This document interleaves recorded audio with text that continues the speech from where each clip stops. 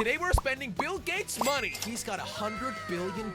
And that means we're gonna start off with buying 50,000 hamburgers. Whoa! That barely took a cut of the big picture. You gotta let me know in the comments, what would you buy if you had as much money as Bill Gates? Lobster dinner, bro. We need all them lobsters. We're buying every single video game that exists on this planet. We're buying Amazon for all our houses. We're buying a lifetime worth of Netflix. And we still have 99 billion. How do you spend this money? A horse. Yeah, we're buying 10 horses. We're buying an acre of farm. We're buying 500 acres of farm. Rolex, bro, I heard that's good investments. We're buying 50,000 Rolexes. We still have 99 billion. We bought 100 Ferraris. I'm buying 50 yachts. Cruise ship? Yeah, I need 5 cruise ships. I need all the NBA teams that America has to offer. And there we go. We have $30 billion left. You know what? We'll buy 30 skyscrapers with that. We finally did it. We spent this money. Your receipt.